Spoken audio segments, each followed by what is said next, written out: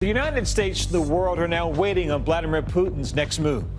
With more than 150,000 troops massed in Ukraine's border, President Biden today bluntly saying that in no uncertain terms, he thinks Putin has made up his mind. An invasion by Russia of Ukraine will come in days. We're following the crisis with our team in the region. First, with senior national correspondent Terry Moran, who's in Lviv in western Ukraine.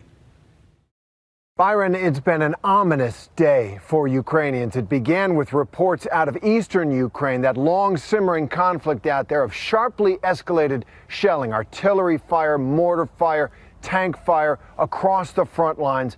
Really the most intensive shelling of Ukraine from those rebel-held, Russian-backed, separatist-held positions in months. The events here have just been hurtling forward, throwing these people towards a catastrophe that is approaching, and they are readying themselves. There have been a number of incidents that have turned out to be false flags today. What were they, and why are the Russians doing this?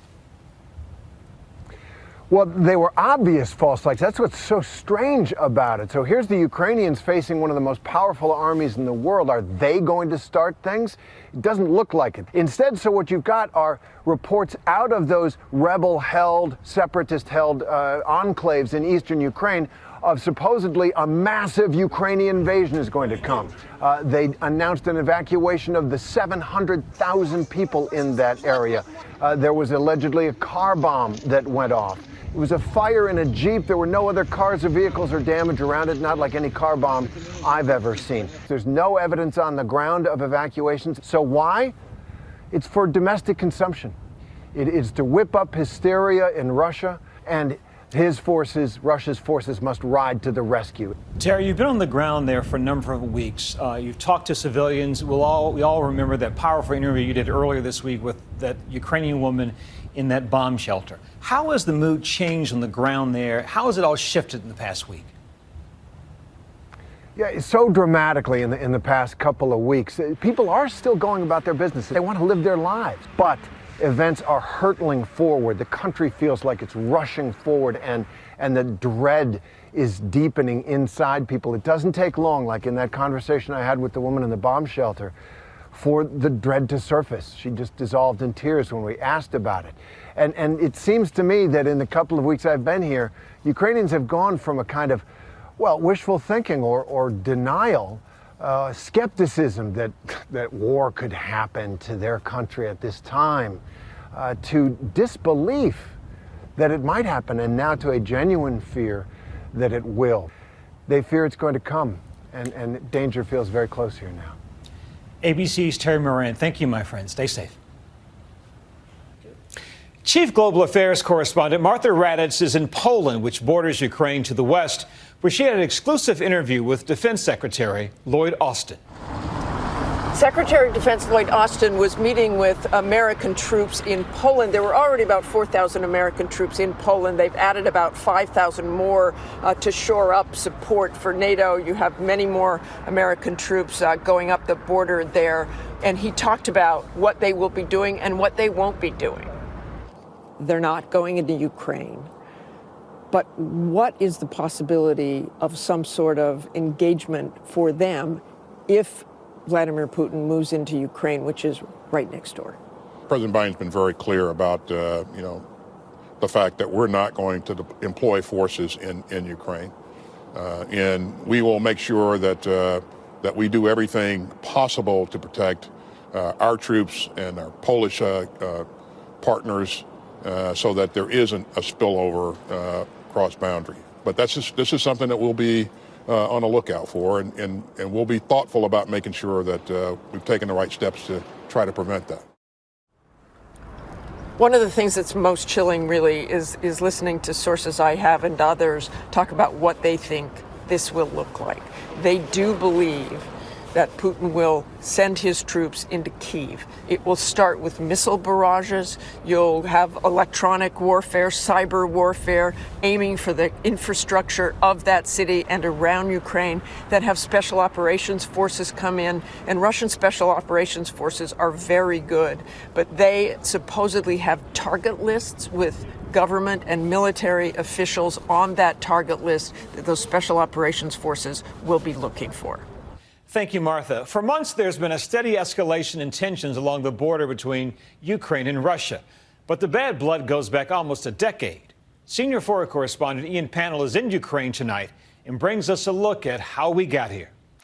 We have reason to believe the Russian forces are planning to and intend to attack Ukraine in the coming week, in the coming days. For months, speculation of an invasion has grown since Russia began amassing more and more troops by its border with Ukraine.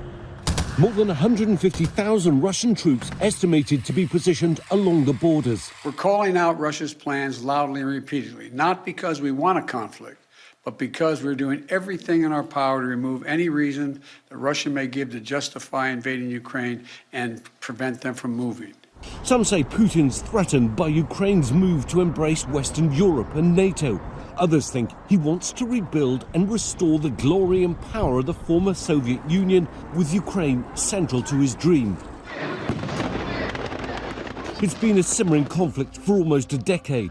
In 2014, Ukraine ousted its pro-Russia president in a violent uprising known as the Revolution of Dignity or the Maidan Revolution. Protesters demanding the former Soviet nation evolve into a modern European democracy. Ukrainians marking the 8th anniversary of their revolution today, paying tribute to the 100 lives lost at that time. In a swift response, Russian forces invaded and annexed the Crimean Peninsula on Ukraine's southern front. Russian-backed separatist forces have been skirmishing with Ukrainian troops in the east of the country ever since. But those looming threats have only strengthened Ukrainian patriotism, uniting many of them against Putin. Today, it's not just an improved military ready to fight. Civilians have been training and taking up arms, committed to defending their country until the bitter end. If you talk to Ukrainians, they'll tell you that they've already been invaded, that they were invaded in 2014 and 2015, when Russia and Russian-backed local groups took over Crimea and also de facto annexed the east of the country in the Donbass area. But what we're looking at now is far more serious. And we've been going to the east over the last few weeks, going to the front lines, going to the trenches, talking to soldiers there who say they're ready to stand and fight and die, that they learned their lessons from 2014. Some of them were divided on whether or not they felt that military action was likely, but the closer this has got, the greater that Russia has amassed its forces on that border, the more real it's looked like. But what they say to you is our backs are to our families, to our neighbourhoods, to our country. We've got nowhere else to go. We will stand and fight. And everyone knows that this conflict, if it happens, is going to be far bloodier than anything this country has seen in a very long time. Byron? If an attack comes, one route for Russian troops to cross the border will be from its neighbor to the north. James Longman is in Belarus tonight.